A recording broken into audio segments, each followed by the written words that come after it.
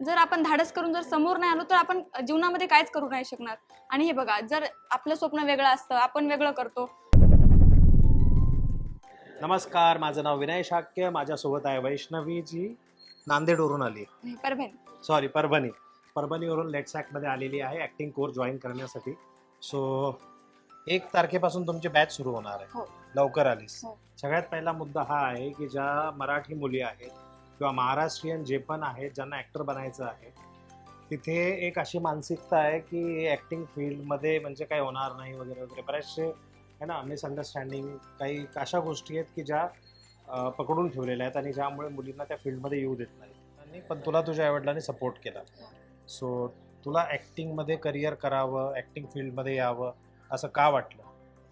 म्हणजे मला लहानपणापासूनच ॲक्टिंग करायला आवडते. आणि मी जेव्हा शाळेमध्ये जायचे तेव्हा मी नाटकामध्ये ह्याच्यामध्ये भाग घेत होते. तर तरी पण मी आई पप्पांना म्हणायचे की नाही, मला ॲक्टिंगमध्ये जायचं आहे, ॲक्टिंगमध्ये जायचं आहे. तरी पण ते तेवढं म्हणजे लक्ष नाही द्यायचे की लहान आहे, जाऊ द्या, सोडून द्या, मग असं करायचे. तर मी तुमचे व्हिडिओ 2 वर्षापासून बघायला लागले. तर मग नंतर मी पप्पांना 5-6 महिन्याखाली तुमचे व्हिडिओ दाखवले की मला विनय सरांकडे जायचं आहे. आणि सगळं म्हणजे छान आहे म्हणलं, हॉस्टेल वगैरे सगळं पप्पांना दाखवलं. तेव्हा पप्पा म्हणजे तुम्ही पण बोलले पप्पांना, आणि तेव्हा पप्पा राजी झाले आणि मला इथे पाठवलं. ओके, कसं वाटतं आल्यावर? एकदम भारी. मजा वाटते? हां. ॲक्टिंगमध्ये तू कुठे बघते स्वतःला? मी स्वतःला मी माझं म्हणजे ॲक्टिंग मला सिरियलमध्ये जायचं आहे. मग सिरियलमध्ये जाऊन मग मूवीमध्ये काम करायचं. ओके, तिला सिरियल, फिल्म आणि बाकी सगळ्या गोष्टी ज्या आहेत त्याच्यामध्ये करिअर करायचं आहे. सो आता तुझं एज्युकेशन काय कम्प्लीट केलं तू? आता फार्मसी सेकंड इयरला आहे मी. आता सुट्ट्या लागल्या म्हणून इथे आले. Pharmacy. Okay, point to be noted. Pharmacy second year सुरू आहे, सुट्ट्या लागलेल्या आहेत म्हणून ती इकडे आलेली आहे आणि ॲक्टिंग कोर्स करत आहे. सो शिक्षण कुणीही बंद करू नका. जे काही तुमचं शिक्षण आहे ते कंटिन्यू ठेवा आणि त्याच्यासोबत ॲक्टिंग करा. ओके. आणि आईवडील फुल फ्लेश सपोर्ट करत असतील की नाही, मेरा बेटा, माझा मुलगा, माझी मुलगी फक्त ॲक्टिंगच करणार आणि आर्थिक सगळ्या बाबतीत आम्ही सपोर्ट करतो, मग तुम्ही फुल फ्लेश ॲक्टिंगमध्ये येऊ शकता. ओके.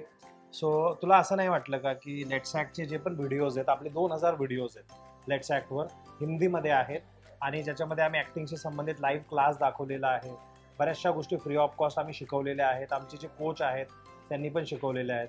मग तू असा नाही विचार आला की मराठीमध्ये शिकवणारे जे आहेत कोच, ॲक्टिंग शिकवणारे, ते आपण जॉईन केले पाहिजे? नाही, मला इथे सगळं म्हणजे खूप भारी वाटलं, इथलं वातावरण वगैरे सगळं. तर त्याच्यामुळे मला इथेच यावं वाटलं. ओके. आणि तो पॉईंट मीच काढला म्हणून सांगतो की ॲक्टिंगमध्ये मराठी, हिंदी, कन्नडा, बेंगॉली असं काही नसतं. ग्रामर जे आहे ते सगळ्यांचं सेम आहे. अभिनय काय आहे, कॅरेक्टर कसं प्रिपेअर करायचं, स्क्रिप्ट कशी प्रिपेअर करायची, डायलॉग कसे बोलायचे, रूल सगळ्या गोष्टींचे सेम आहेत. भाषा तुम्ही मराठीमध्ये बोला, हिंदीमध्ये बोला, Kannada, Tamil, Telugu, doesn't matter. Grammar same, सगळं सेम. ABCD सेम आहे. ABCD शिकून तुम्ही लँग्वेज तुमची डेव्हलप करा, तुमची भाषा बोला. त्या पद्धतीने सगळ्या गोष्टी आहेत. ओके. राहण्याची व्यवस्था कशी आहे? खूप छान आहेत. PG वाला मॅम पण खूप भारी आहेत. आणि मुली पण खूप छान आहेत. मैत्रीण झाल्यात हो, सगळ्या? झाल्या. ओके. सो 1 ऑगस्टला नवीन बॅच सुरू होत आहे. ज्यांना पण यायचं आहे ते आमच्या ग्रोथ कन्सल्टंटला कॉल करा. जो नंबर दिलेला आहे त्याच्यावर पूर्ण इन्फॉर्मेशन घ्या आणि कोर्स जॉईन करा. तू काय सांगू इच्छिते आपल्या मराठी मुलींना, ज्या मुली डेअरिंग करत नाही, ऑलवेज मागे राहतात, त्यांना काय सांगणार तू? ज्यांना पण लेट्स ॲक्टमध्ये यायचं आहे ना, त्यांनी या. इथे खूप छान विनय सर आहे, खूप छान शिकवतात. सरांची मास्टर क्लास पण होते. सगळे शिक्षक खूप भारी आहेत, सगळे मस्त शिकवतात. तुम्हाला यायचं असेल तुम्ही येऊ शकता. जे डिसिजन घेतलं, मुंबईला आलीस हिम्मत करून, बाकीच्या मुलींना ॲक्टर बनायचं आहे, त्यांना तू काय सांगू इच्छिते? हे बघा, मी त्यांना एवढं सांगेल की आपलं स्वप्न आता पूर्ण नाही करणार तर कधी करणार. आणि जर आपण आपल्या म्हणजे स्वप्नासाठी काम नाही करणार तर दुसरं कोण करणार आपल्या स्वप्नासाठी काम?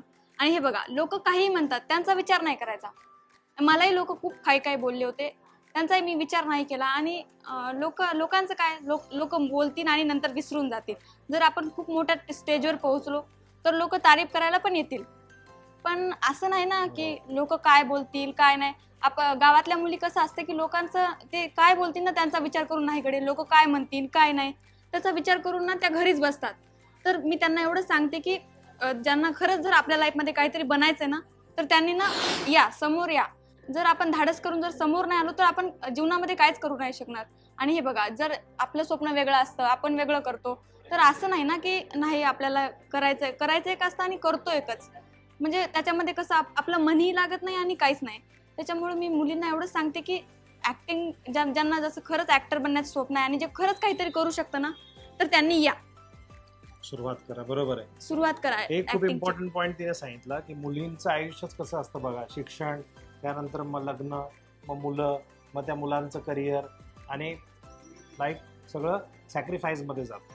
मग तुम्ही तुमच्यासाठी कधी जगणार? जी मुलगी शिक्षण घेते, आई वडिलांकडे आहे, त्यावेळेस ती तिच्या इच्छा पूर्ण करू शकते की तिला अभिनय शिकायचा, तिला ॲक्टिंग करायची. जोपर्यंत ती ट्रेनिंग नाही घेणार तोपर्यंत तिला कळणार कसं की ती काय करू शकते. ट्रेनिंग घेतली त्यानंतर मग पुढचा जो मार्ग आहे की काय करायचं, कशा पद्धतीने करायचं, ती पुढची गोष्ट आहे. So all the best. खूप Thank छान तू डिसिजन घेतलेलं आहे आणि लेट्स ॲक्टमध्ये तुझा जो हा जर्नी आहे तो खूप चांगला होणार आहे, मला डेफिनेटली माहिती आहे. Thank you sir.